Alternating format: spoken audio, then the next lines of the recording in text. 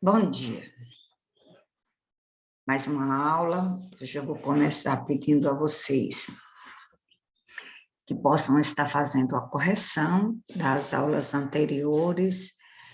Está publicado no Classroom, no Google Sala de Aula, as atividades de correção das aulas passadas. Continuarei colocando as correções ao final de cada ciclo, porque vocês vão corrigir para poder fazer uma boa avaliação.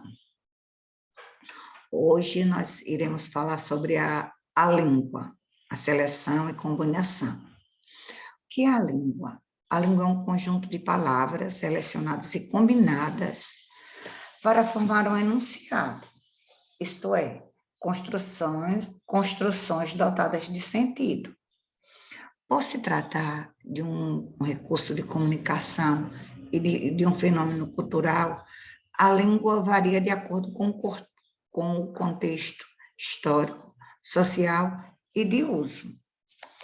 E também, hoje, nós precisamos estar abrindo nosso livro na página 37, a página dessa aula, para que a gente possa estar acompanhando. Nós iremos ver como é que as palavras se combinam, são selecionadas para se combinar, para fazer sentido.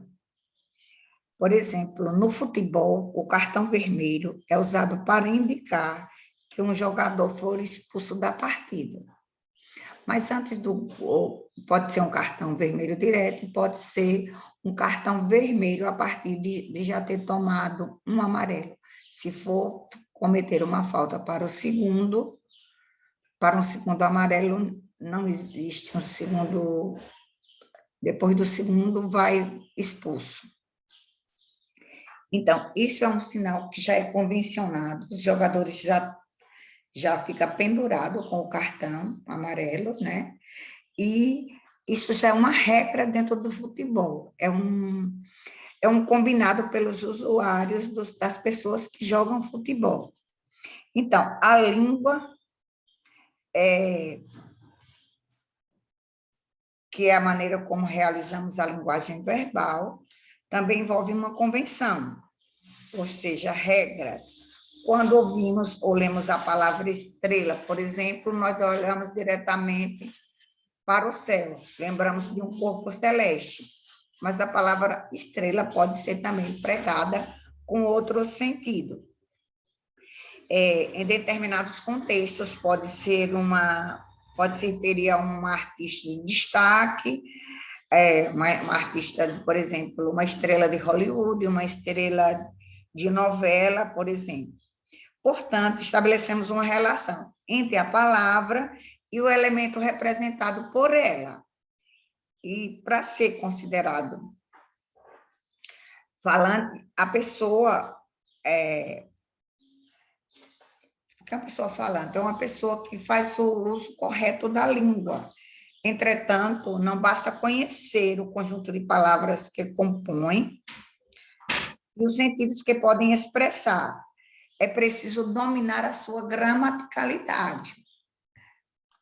Isto é, a maneira própria como as palavras são selecionadas e combinadas para formar as frases e o texto.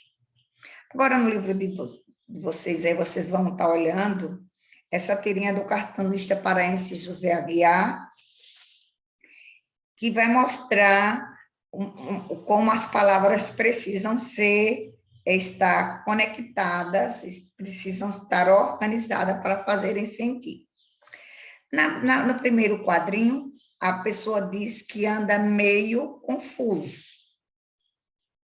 Pessoa que não está raciocinando muito bem, está meio confuso. No segundo quadrinho, ele vai dizer fuso, meio, ando com. Então, essas palavras, elas estão embaralhadas e não fazem sentido.